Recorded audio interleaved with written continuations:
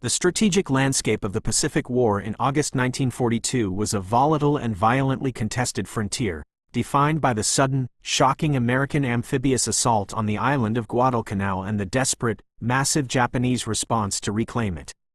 Following the catastrophic loss of 4 fleet carriers at the Battle of Midway in June, the Imperial Japanese Navy had been momentarily thrown off balance, yet it remained a profoundly lethal and numerically superior force. The Japanese High Command, operating out of their massive naval bastion at Truk Lagoon, viewed the American landing on Guadalcanal and the seizure of the uncompleted airstrip that would become Henderson Field not merely as a tactical annoyance, but as an existential threat to their entire southern defensive perimeter. The Japanese had been meticulously constructing a chain of airbases to sever the vital sea lines of communication between the United States and Australia. The American intervention, codenamed Operation Watchtower, was the first major Allied offensive of the war, and it successfully drove a wedge directly into the Japanese strategic blueprint. In response, Admiral Isoroku Yamamoto, commander-in-chief of the combined fleet, orchestrated Operation Ka, a massive counter-offensive designed to utterly destroy the American naval presence in the Solomon Islands, bombard Henderson Field into submission, and land thousands of elite Japanese troops to annihilate the 1st Marine Division. This sweeping strategic mandate set the stage for the Battle of the Eastern Solomons, the third major carrier versus carrier engagement of the Pacific War, a brutal, highly complex clash that would serve as the United States Navy's fiery revenge for the early defeats of the war and heavily validate their evolving doctrines of radar-directed air defense and unparalleled shipboard damage control. The Japanese operational plan for Operation Ka was characteristically intricate, relying on the complex coordination of multiple independent task forces spread across thousands of miles of ocean, a trademark of Yamamoto's strategic style that had previously led to disaster at Midway. The vanguard of the Japanese thrust was a heavy reinforcement convoy commanded by the aggressive and highly capable Rear Admiral Ryujo Tanaka, consisting of slow transport ships carrying thousands of troops of the Ichiki Detachment and the 5th Special Naval Landing Force, escorted by cruisers and destroyers. However, the true striking power of Operation Ka lay in the main body and the carrier strike force, operating under the overall tactical command of Vice Admiral Nobutake Kondo and Vice Admiral Chuichi Nagumo, the latter seeking redemption after the Midway debacle. Nagumo commanded the fleet carriers Shokaku and Zuikaku, the veteran survivors of Pearl Harbor and the Coral Sea, possessing the most experienced and lethal naval aviators on the planet. To screen these vital fleet carriers and draw the American defensive combat air patrols out of position, the Japanese deployed a vanguard force built around the light carrier Ryujo, escorted by the heavy cruiser Tone and 2 destroyers. The tactical concept was a classic Japanese bait and trap. The Ryujo would advance ahead of the main body, launch a highly visible airstrike against Henderson Field on Guadalcanal to draw the attention and the aircraft of the American carriers. Once the American flight decks were empty and their combat air patrols were compromised, Nagumo's hidden heavy carriers, lurking to the north under the cover of weather fronts, would launch a massive, overwhelming strike to sink the American flat tops, exactly the sort of decisive Mahanian battle the Imperial Japanese Navy had trained for decades to fight. Opposing this massive Japanese armada was Task Force 61, commanded by Vice Admiral Frank Jack Fletcher, a cautious but deeply experienced combat commander who had already led American forces through the battles of the Coral Sea and Midway. Fletcher's command was built around 3 magnificent fleet carriers, the USS Enterprise, Task Force 16, under Rear Admiral Thomas Kincaid, the USS Saratoga, Task Force 11, directly under Fletcher, and the USS Wasp, Task Force 18, under Rear Admiral Lee Noyes. These carriers represented the absolute core of American naval power in the Pacific, accompanied by the new, incredibly powerful fast battleship USS North Carolina, several heavy and light cruisers, and a screen of destroyers. The American tactical situation was incredibly precarious. They were operating at the extreme edge of their logistical supply lines, thousands of miles from major repair facilities, desperately trying to protect the fragile marine beachhead on Guadalcanal while avoiding annihilation by a numerically superior enemy. The tension in the American fleet was compounded by a severe lack of accurate intelligence regarding the exact location and composition of the approaching Japanese forces. While American codebreakers at Station Hypo in Hawaii had intercepted fragments of Japanese radio traffic indicating a major offensive, the vast, cloudy expanses of the South Pacific rendered aerial reconnaissance a game of blind man's bluff. This intelligence vacuum led to a highly controversial and nearly disastrous logistical decision by Admiral Fletcher on August 23. Believing that the Japanese carrier forces were still several days away and acutely aware that his own ships were running critically low on fuel after weeks of high-speed maneuvering, Fletcher detached Task Force 18, stripping the USS Wasp and her escorts from the main fleet and sending them 2 days' sail to the south to refuel from fleet oilers. This decision removed 1/3 of the American carrier's striking power and fighter defense on the very eve of the battle. When reconnaissance reports later that day finally confirmed the presence of large Japanese naval units advancing rapidly toward the Solomons, Fletcher realized he had been caught strategically off balance. He was now forced to face the combined might of the Shokaku and Zuikaku with only the Enterprise and Saratoga. The American fleet turned north, their crews preparing for the inevitable, terrifying clash of aviation steel that the dawn would bring. The stage was set for an incredibly tense, radar-driven game of cat and mouse, where the first to spot the enemy and launch a coordinated strike would likely emerge victorious, and where the lives of thousands of sailors and the fate of the Guadalcanal campaign hung in the balance. The morning of August 24, 1942, broke with scattered clouds and moderate seas, typical of the volatile weather patterns of the Solomon Islands. The American carriers launched their dawn searches, sending SBD Dauntless dive bombers fanning out across the northern horizon in a desperate attempt to locate the Japanese fleet before Nagumo could locate them. At the same time, long-range PBY Catalina flying boats from the Allied base at Endeni and B-17 flying fortresses from Espiritu Santo scoured the ocean. It was a PBY Catalina that made the first critical sighting of the day, reporting a Japanese carrier, the Ryujo, steaming aggressively southward, accompanied by a cruiser and destroyers. Admiral Fletcher, standing in the flag plot of the Saratoga, faced an agonizing command dilemma. He suspected that the Ryujo was merely a diversion, a sacrificial pawn offered by Yamamoto to draw the American strike packages while the heavy carriers, Shokaku and Zuikaku, remained hidden, waiting to launch the killing blow. Fletcher remembered the lessons of the Coral Sea, where the American sinking of the light carrier Shoho had temporarily distracted them from the larger threat of the Japanese fleet carriers. For several hours, Fletcher held his nerve, refusing to launch a full-deck load against the Ryujo, desperately waiting for his search planes to find the main Japanese body. However, as the afternoon wore on and no other Japanese carriers were sighted, the tactical pressure became unbearable. The Ryujo was actively launching strikes against Henderson Field, threatening the Marines on Guadalcanal. At 1340, Fletcher finally decided he could no longer ignore the active threat and ordered a strike against the light carrier. The USS Saratoga turned into the wind and launched a massive, coordinated attack group consisting of 30 SBD Dauntless dive bombers and 8 TBF Avenger torpedo bombers, commanded by Commander Harry D. Felt.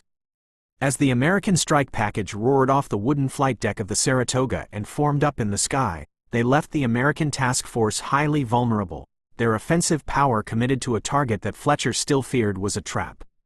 This fear was realized only an hour later when another American search plane frantically broke radio silence to report the presence of the Shokaku and Zuikaku steaming far to the north, perfectly positioned to launch their own strike. The Japanese trap had been sprung, and the American fleet was now exposed to the full fury of the Japanese naval aviation elite. The American strike on the Ryujo was a masterclass in coordinated, ruthless aerial execution. Commander Felt led his Dauntless dive bombers to an altitude of 14,000 feet, utilizing the scattered cloud cover to approach the Japanese light carrier undetected. Below them, the Ryujo was turning into the wind to recover her combat air patrol, a moment of maximum vulnerability. At 1550, Felt pushed his Dauntless into a near-vertical dive, the perforated dive brakes screaming as the aircraft plunged toward the dodging carrier. The rest of the squadron followed in a terrifying cascade of steel and high explosives. The Japanese anti-aircraft fire was intense but inaccurate, and the American pilots, fueled by the desire to avenge the losses of the early war, pressed their attacks with absolute precision. The Ryujo was struck by at least 3, and possibly up to 6 1,000-pound armor-piercing bombs that smashed through her unarmored flight deck and detonated deep within her hangar deck, creating catastrophic internal fires. Simultaneously, the TBF Avengers, executing an anvil attack from both bows to negate the carrier's evasive maneuvering, dropped their Mark 13 torpedoes. At least one torpedo struck the Ryujo below the waterline, tearing a massive hole in her hull and flooding her starboard engine rooms. The combined damage from the bombs and the torpedo was instantly fatal. The Ryujo was reduced to a burning, dead-in-the-water wreck, listing heavily and completely out of the fight. She would sink later that evening, taking hundreds of her crew to the bottom of the Pacific. The American strike force returned to the Saratoga without losing a single aircraft to enemy fire, a stunning tactical success that removed the Japanese diversionary force from the board.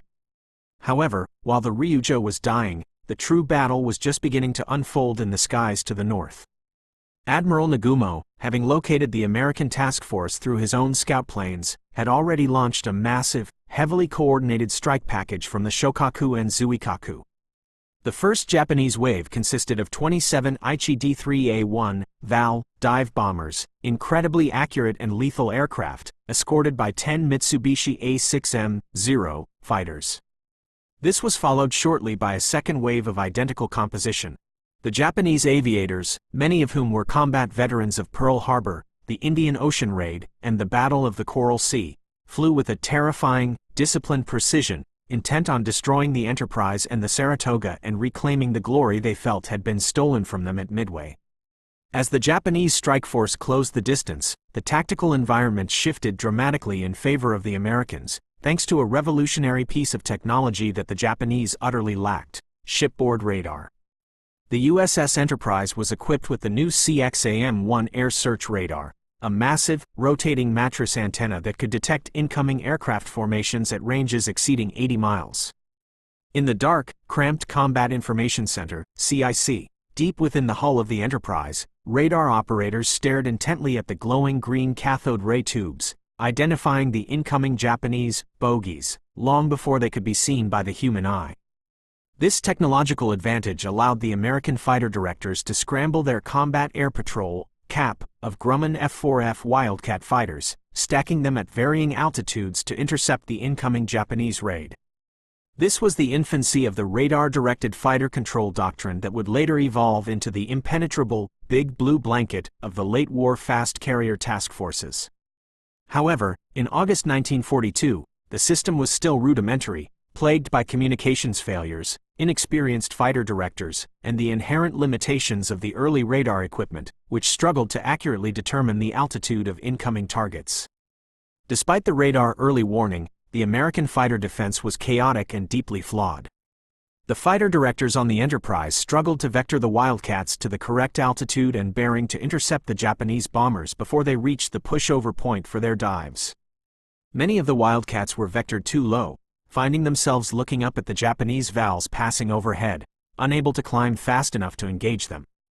Furthermore, the radio channels were completely clogged with frantic, overlapping transmissions, making it nearly impossible for the fighter directors to maintain control over the airborne squadrons. Nevertheless, dozens of Wildcats eventually engaged the Japanese formations, resulting in a swirling, brutal dogfight that spanned hundreds of square miles of sky. The American pilots, utilizing the ruggedness and superior diving speed of their Wildcats, adopted the thatch weave tactical formation to counter the superior maneuverability of the Japanese Zeros.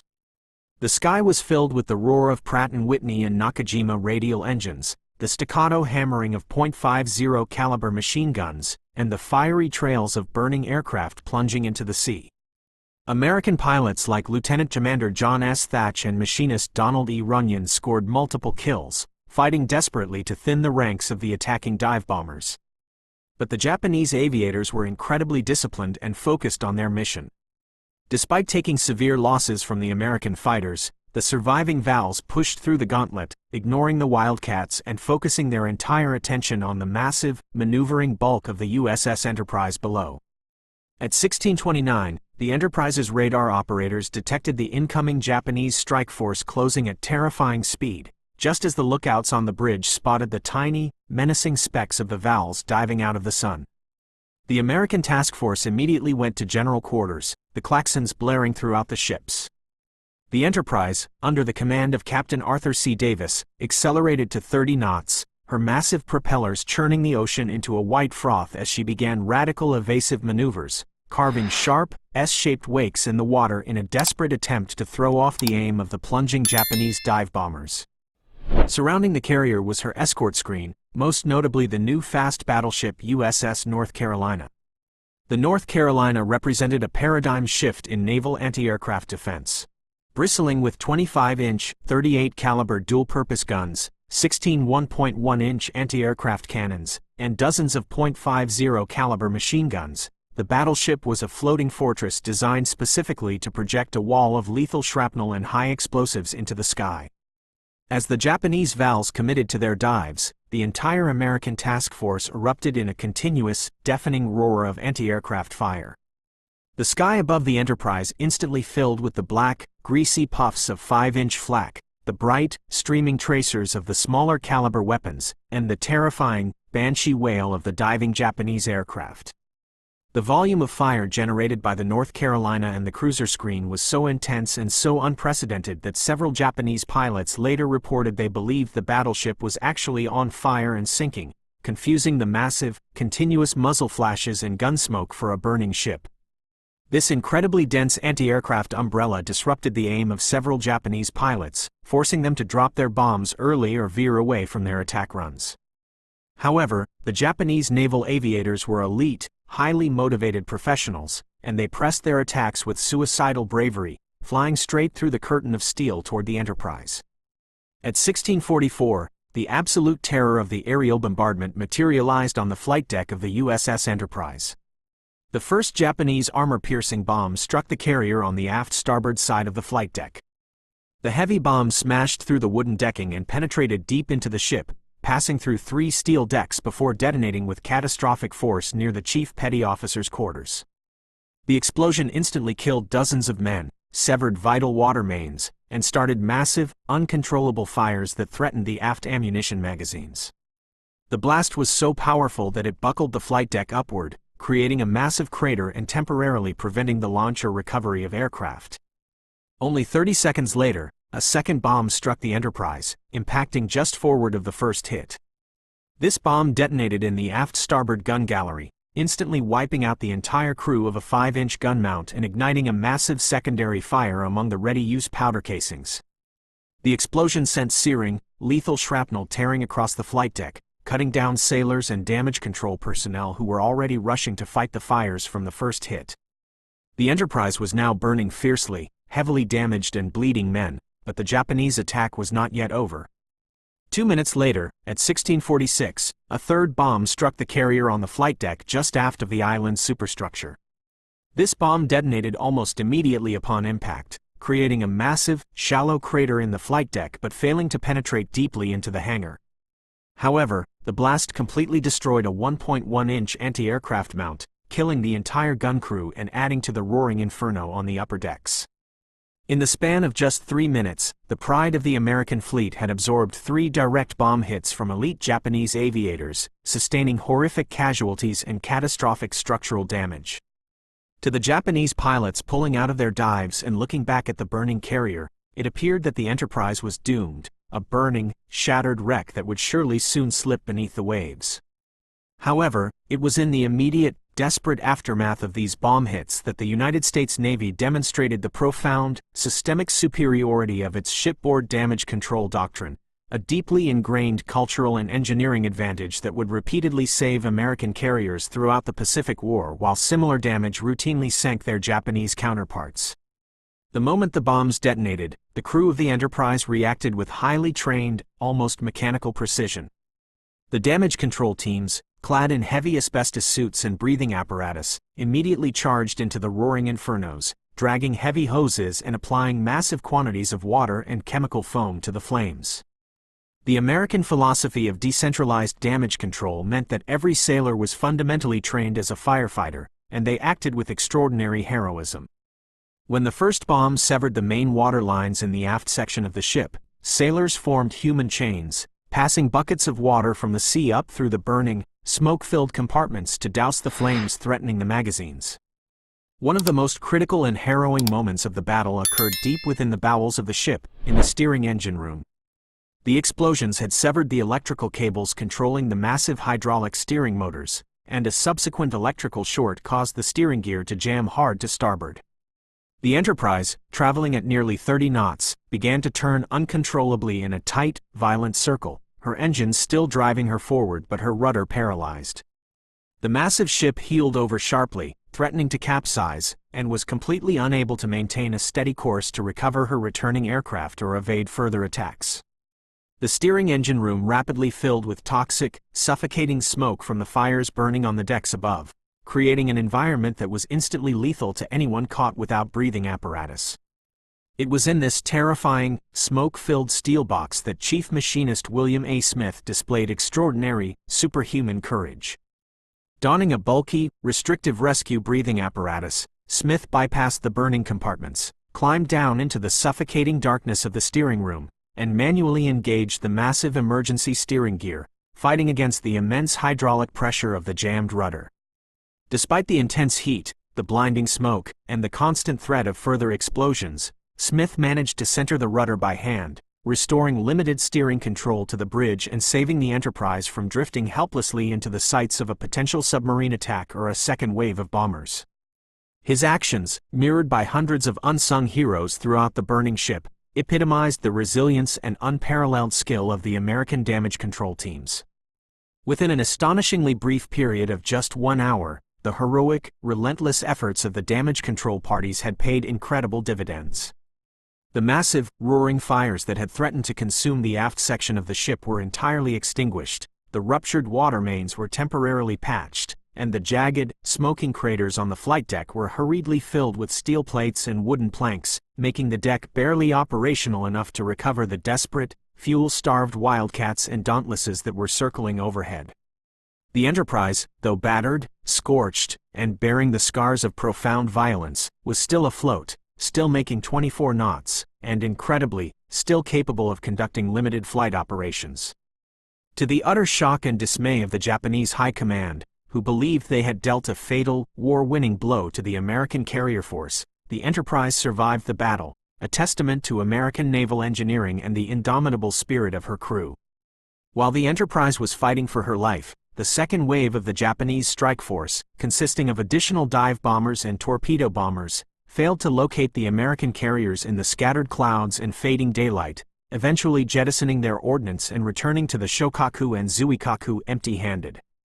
This failure to coordinate the second wave was a critical breakdown in Japanese tactical execution, sparing the damaged Enterprise from what would have almost certainly been a fatal follow-up attack. As dusk settled over the Solomon Islands, bringing a temporary, uneasy halt to the aerial carnage, both fleets began to withdraw from the immediate battle area, physically exhausted and strategically uncertain of the outcome. However, the Battle of the Eastern Solomons was not yet completely over. Admiral Yamamoto's grand strategic design, Operation Ka, still required the delivery of Admiral Tanaka's reinforcement convoy to the desperate Japanese troops fighting on Guadalcanal.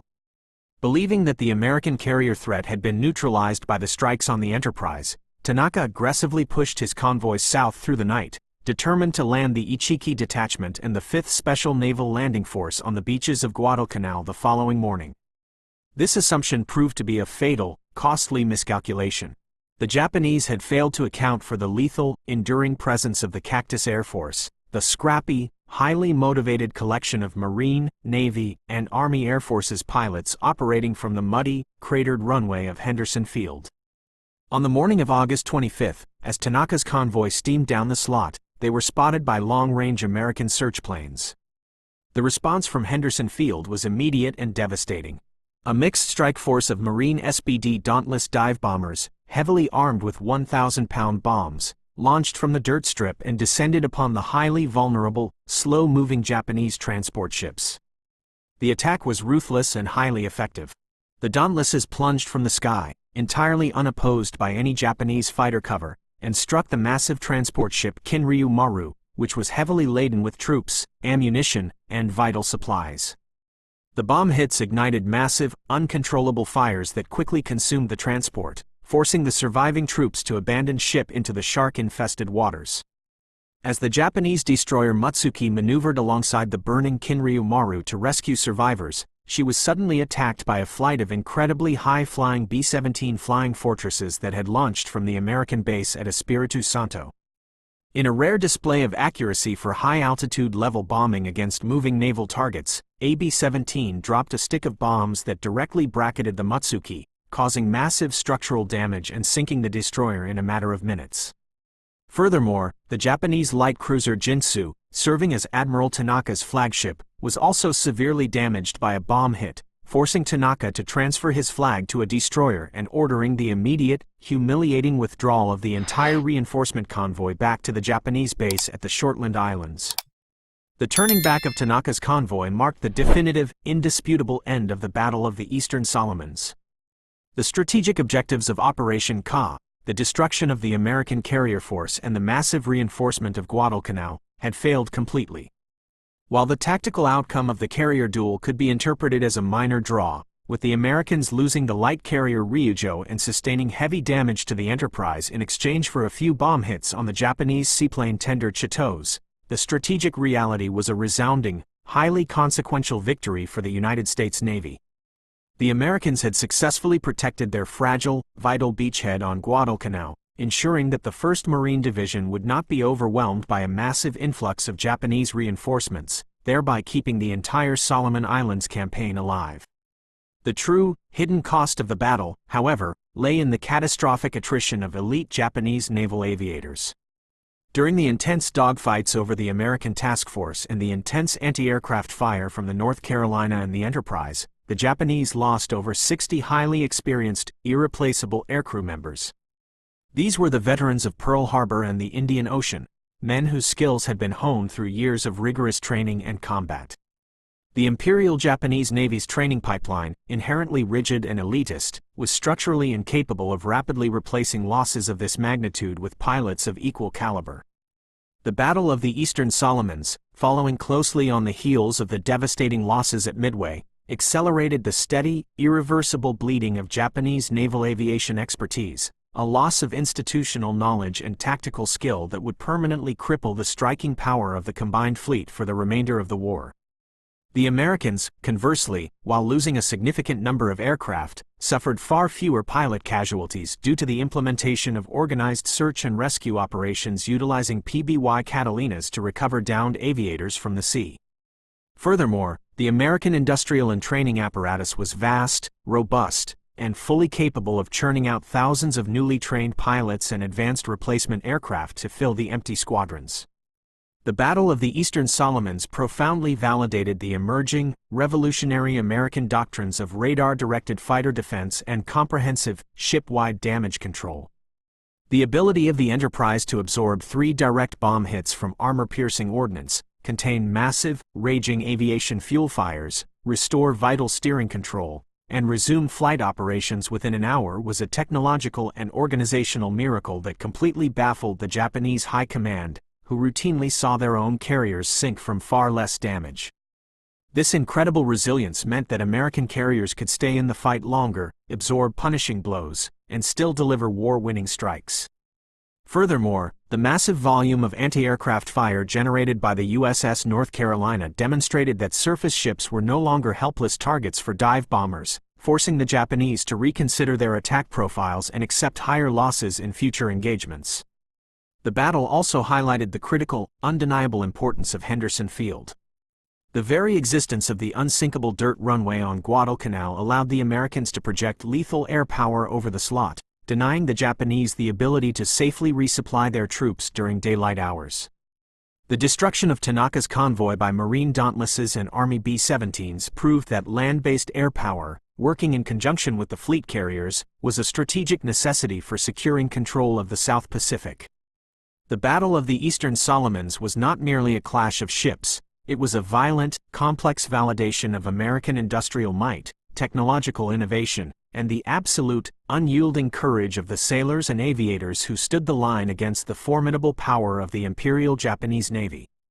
It was a battle of revenge, yes, for the early defeats of the war, but more importantly, it was a battle of survival, ensuring that the United States would maintain the strategic initiative and continue the long, brutal, and ultimately victorious march across the Pacific toward the Japanese home islands.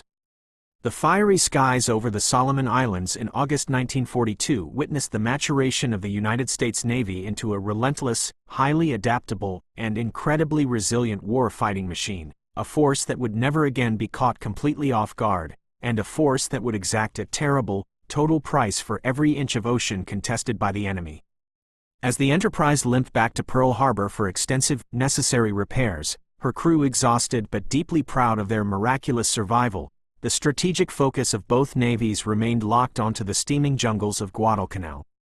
The Japanese, stung by their failure to secure a decisive victory and furious at the loss of their elite aviators, immediately began planning their next, even larger counteroffensive, setting the stage for the massive, apocalyptic Battle of the Santa Cruz Islands 2 months later. The war in the Pacific was far from over, and the brutal calculus of carrier warfare would continue to consume ships and men at a terrifying rate. Yet, the Battle of the Eastern Solomons fundamentally proved that the United States Navy could meet the best the Imperial Japanese Navy had to offer, absorb their most devastating blows, and strike back with a lethal, coordinated fury that permanently shifted the balance of power in the Pacific theater, confirming that the long, dark days of retreat were over, and the relentless era of American offensive revenge had truly and irrevocably begun.